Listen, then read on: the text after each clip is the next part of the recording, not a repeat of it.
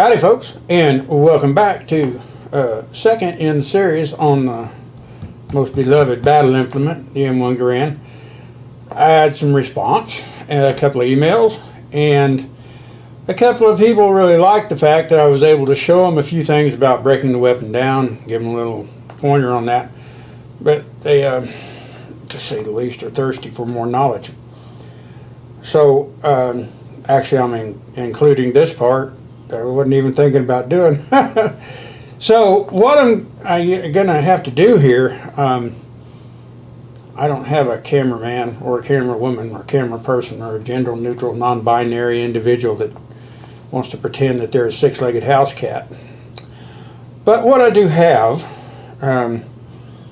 is the ability to go ahead and set the camera up, and the best way I can do this is to actually do just little snippets. Reset the camera, get the right angle on the weapon, get in close on the particular portion of the weapon that I'm operating with, and narrate while I'm doing it, and I'm not worried about being on camera for that. So you guys think it'll be interesting? Well, stand by, stay tuned, hang out, go grab your favorite adult beverage or some Kool-Aid or whatever else you like to drink, and let's get this party started. We're going to go tip to stern, fore and aft, back to front, and it'll be 3, 4, 5 little different snippets, really concentrating and focusing with good close-up views of what I was talking about in the earlier video. So grab your stuff, stand by, and get ready, and we'll be right back. Alright, well, we might as well start this in a logical progression of steps as you would take when you were breaking the weapon down, field stripping it. So we will start at the rear of the piece with the trigger guard and the fire control assembly. You've got to pull that out to pull the rear lower stock off of the weapon. Now, you'll notice this trigger guard isn't machined, it's actually stamped steel. It comes back here with just a little bit of an indentation, and then the locking lug goes into the recess in the guard. This is the later version of the trigger guards. Earlier versions from 43 back actually were machined. They were thicker back here, and they actually had an actual bolster that had a 30 caliber hole in it that you could stick a bullet in to actually use to assist to unlock the trigger guard. They switched it to this coming out of 43 into 44, and it's just as easy to operate as the other one was. So you've got your weapon sitting here basically with the firing mechanism locked into place, ready to fire. Your weapon has to be cycled and in the ready to fire position to remove this easily, because you try it the other way, it's kind of funky and it makes you think something's weird. Okay, so you're going to apply pressure and pull back here at the rear bow of the trigger guard, and at the same time applying pressure to bring it forward. This is the locking piece, and it's just going to come straight out of the weapon. I'll see if I can show you that.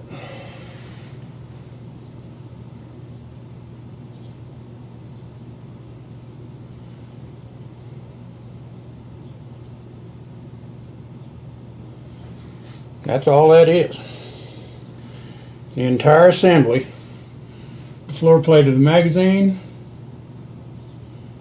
your hammer, your trigger, your disconnector, it's all sitting right there in a group, an assembly that comes right out in one piece. Easy peasy. Alright. Next thing you got to do, separate the two pieces, the front upper and the rear lower. And like we showed yesterday, that's facilitated by just grabbing basically the opposite ends of the weapon and trying to take them to one another. Stand by and we'll get to the next piece. Alright, you remember yesterday we were talking about the recoil spring and the recoil spring guide. This is a close-up. Remember how I talked about how the bend has to be aligned so that the rod runs perpendicular to the barrel in alignment with it. I guess you would say parallel. Perpendicular would be opposite of that. But that's the correct position for it, okay? And right up here, you should be able to see as the rod doglegs up and goes through the guide,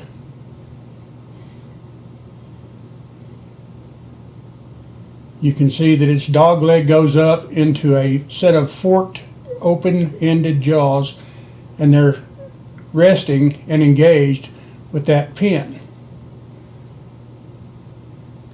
That's the proper hook up and link up for those two pieces. So stand by and let's take that puppy out of there.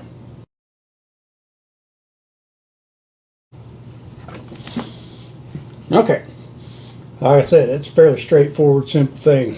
Grab this guide, push the spring forward, and out she comes.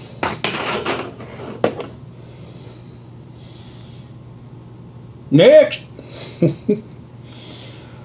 Stand by.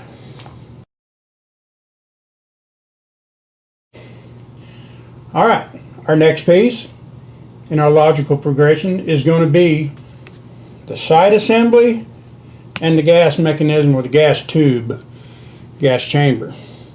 Remember we talked about our little fancy little widget? I'll give you a kind of a close-up view of this puppy if I can. See how it looks like a flat-bladed screwdriver? Now the gas plug on this particular unit actually has a slot set that looks like a Phillips. And you can use a big old great big Phillips if you got one big enough to get in there. It'll work just fine. But for the most part, this little Hootis will do the number for you.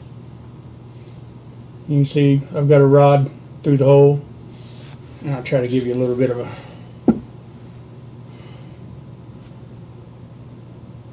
look at that end that is used in disassembly of the bolt to field strip it and clean it. So if you see one of these in a gun show, that's what you're looking at. Alright. Hopefully I didn't tighten this puppy up too much yesterday.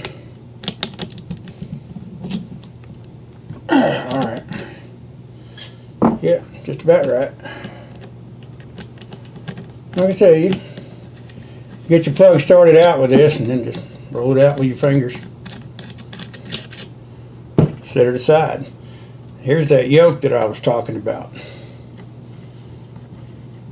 There's a set of threads in there and it just screws right on off. Okay. Set that puppy aside. Now, we should be able to remove this without even hitting it with anything. You should be able to just kind of wobble it with your hand. Now, I don't know if I can do it from this weird ass angle, but I'll try.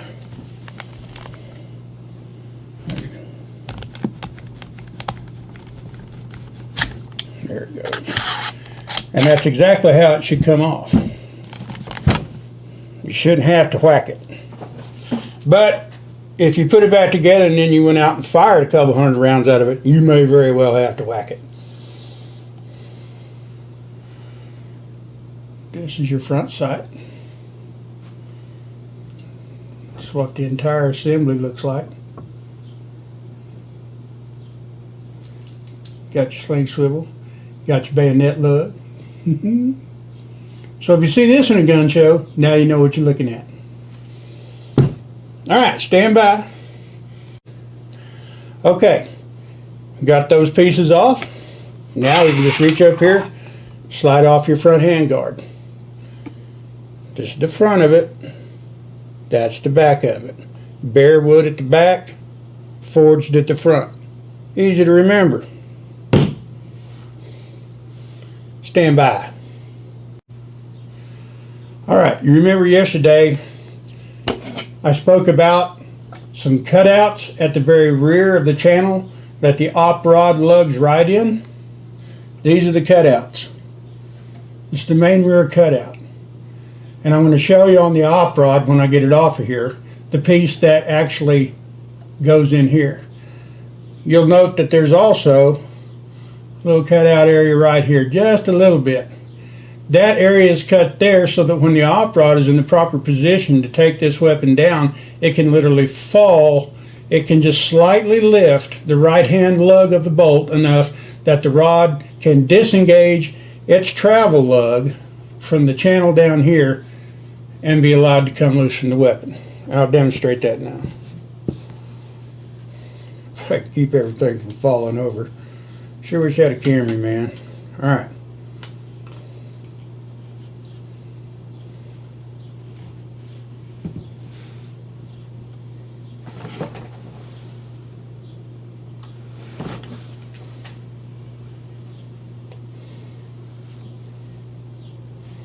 Now you can see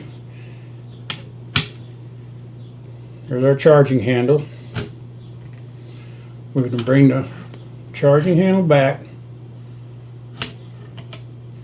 and you're gonna feel it kind of hit that lug, okay? And then, like I say, all you really got to do is apply a little bit of twisting upward pressure and a little bit of snaggle back and forth, and that puppy just lifts right out of there. Now you'll notice I spoke about that recessed lug where the grease goes. That little recessed channel right there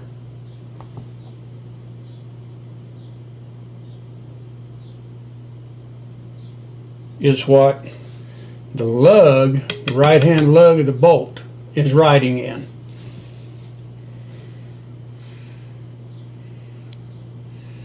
You see this short small tab, this ear that extends up from the operating rod right here? That's what is going in the channeled groove and riding in this lower track. And that is what gets in place. Once that lug recess is over the lug at this point, that small tab gets emplaced into this rear circular section right here that's been cut away so that it can go in there and then make entryway into that guide or raceway.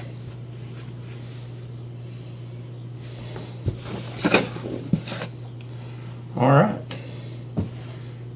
Next little bit of fun. You're going to like this.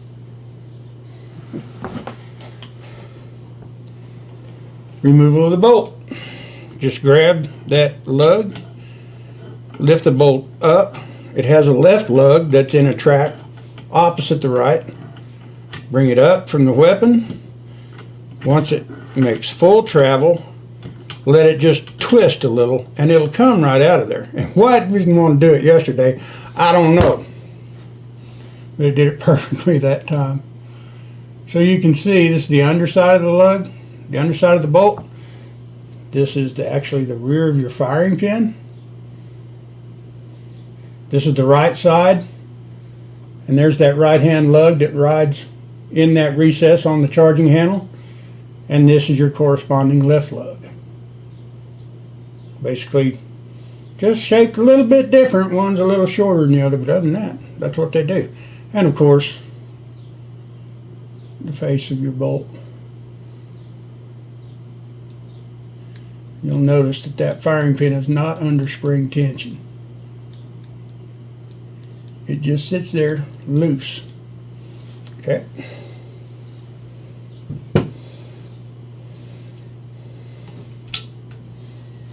Alrighty.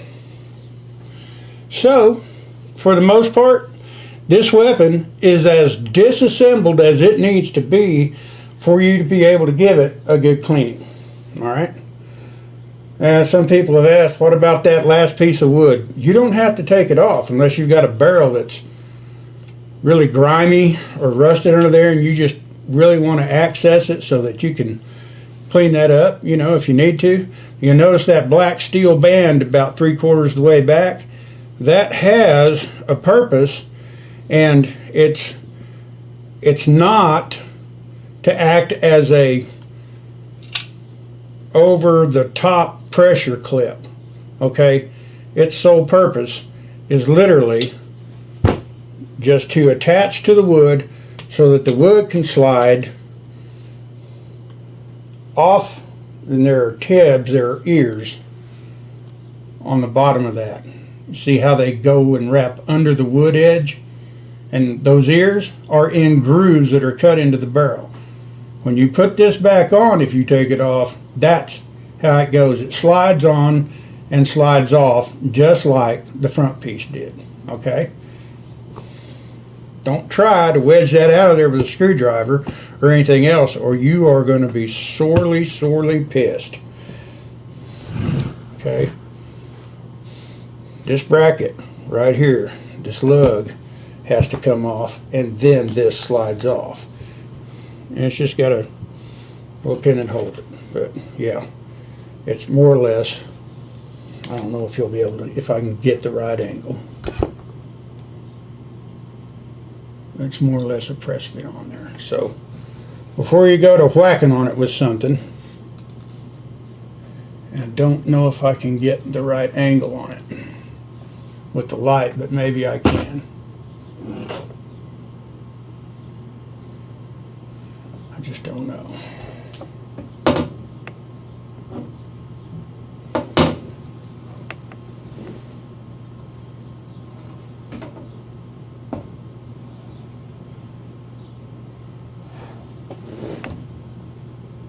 You might be able, I'll just have to take a damn picture of it. You're not going to get the right light, but there's a pin in there on this top side that has to be driven out, and that bracket can come out, and then you can pull the wood off. Don't try it any other way, or you're going to be months and months, maybe years, and hundreds of dollars replacing really beautiful wood. All right.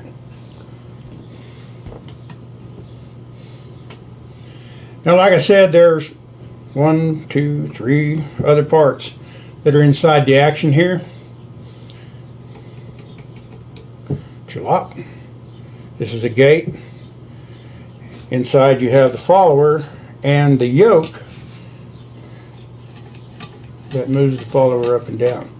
This yoke pin right here, that's the pin that your recoil spring guide rod is latched up into. Just right on there, just like that.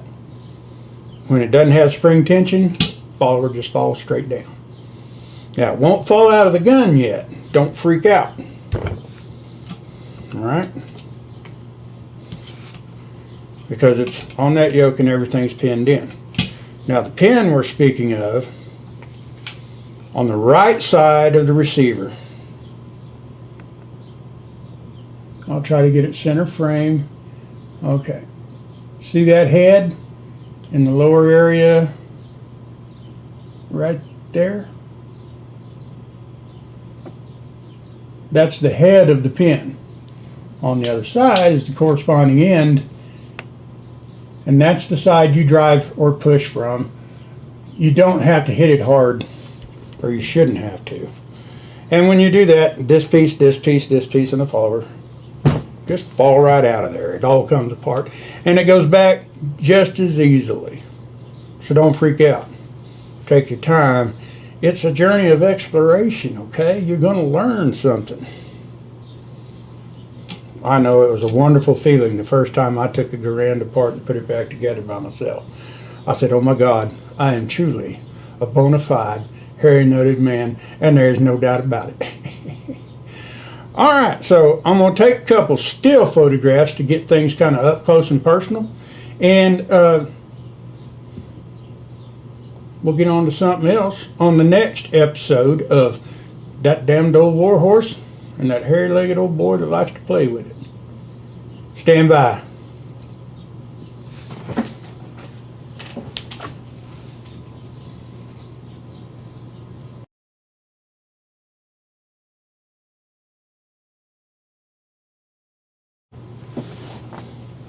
All right, so we're going to go back together now. reverse order really.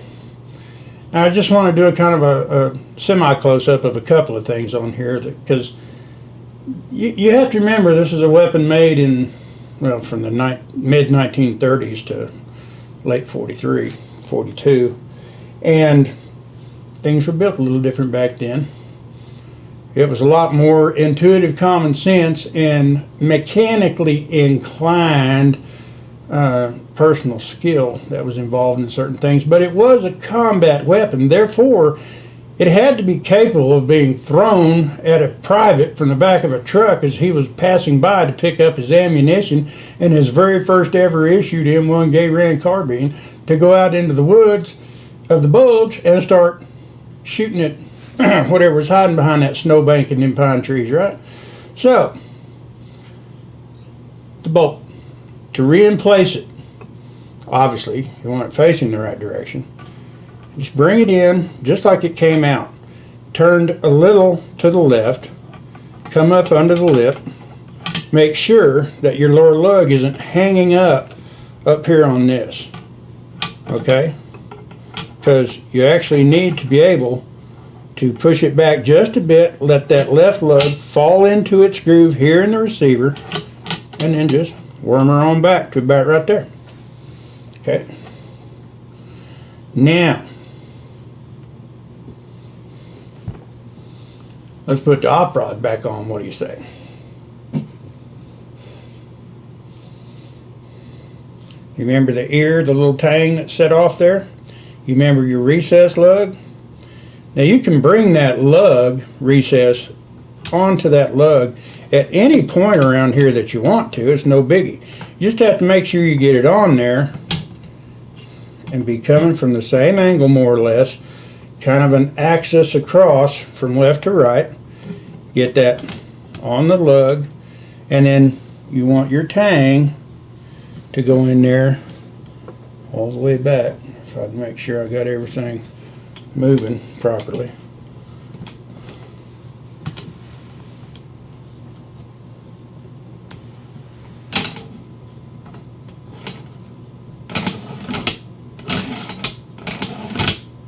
And that's all it is. It's not like it's a big deal.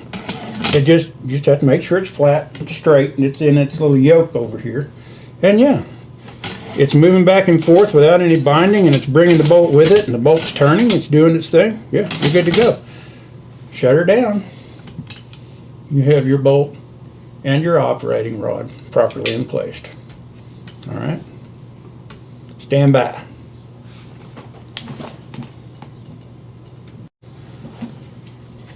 All right, you remember how I talked about the recoil spring guide, how it can be taken out at the very first once you had it apart, or you can wait a little bit, get the front end off.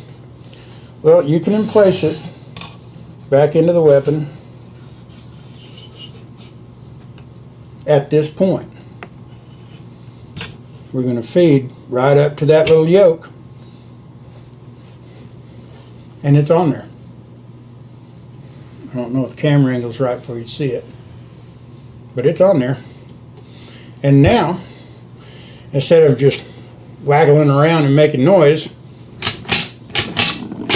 you hear the action of a true killing machine.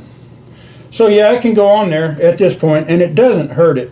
You just need to be mindful of the fact that when you're emplacing the forward top handguard, you really are going to want to hold a little tension up so that you separate the operating rod end from the barrel, so that that handguard piece can go back on there without banging into anything. Let's see if we can just move around here and do that real quick.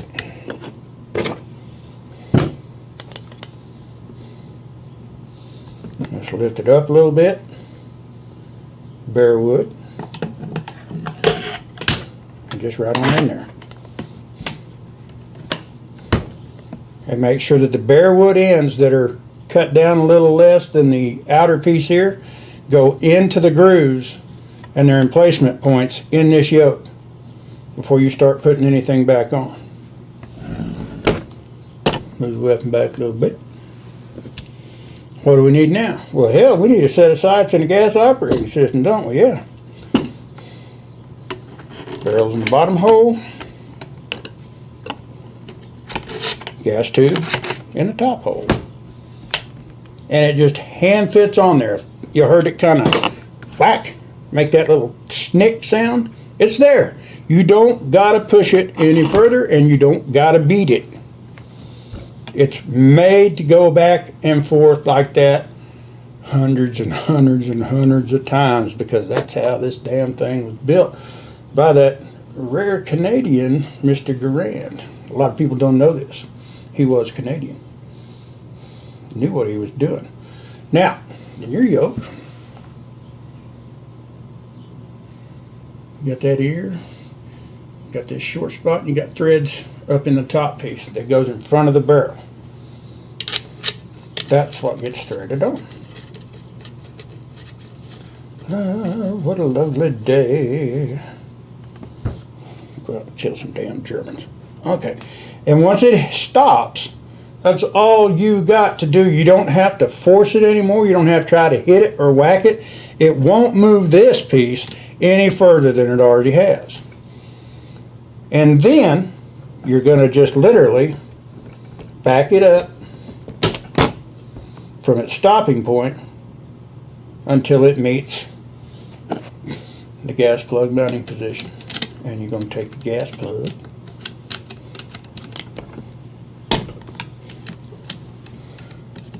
put that puppy in there.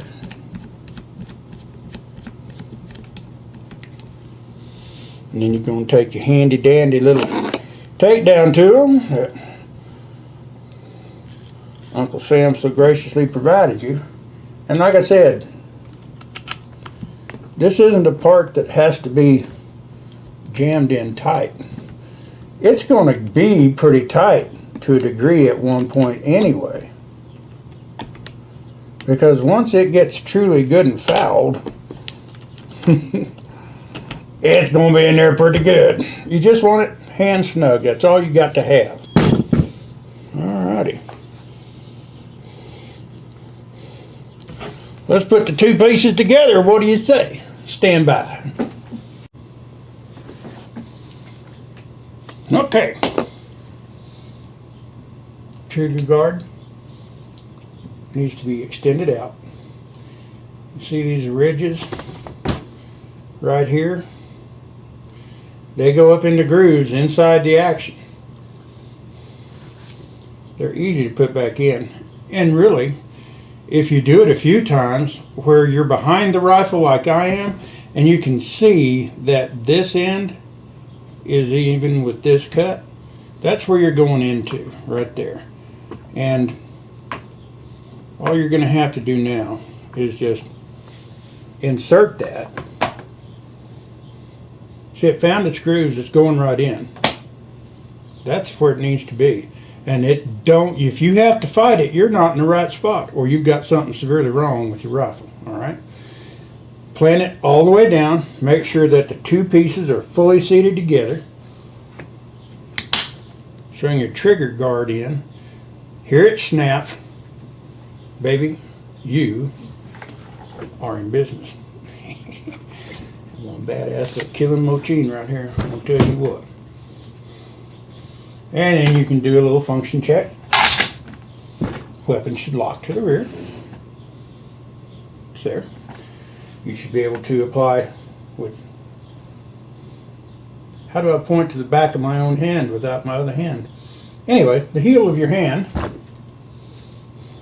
against the charging handle, a little bit of pressure, thumb in, salute that son of a bitch, and you will walk away a happy M1 Garand owner. And friends and neighbors, that's literally all there is to General George S. Patton's favorite implement of absolute battle. Alright, I hope you learned a little something on this. So, the next video, we're going to cover the adjustment of the sights, and we'll probably do that out at the range. I mean, you know, that's where we're going to need to do it, right? Now, this weapon's already sighted in, so I'm not going to take it out of its battle sight 0. But you're going to get a good look at how you need to do the sight-in procedure for a good combat battle sight zero with your particular weapon. And there's kind of rules of thumb about it, but there are also precise adjustments that need to be made for each particular rifle. So I thank you for stopping by. I hope you enjoyed it. I hope you learned a little something, and I hope you enjoy this series. And we'll be coming right back at you, and hopefully we'll be finding each other somewhere downrange. Have a great night. I love you folks. Bye-bye.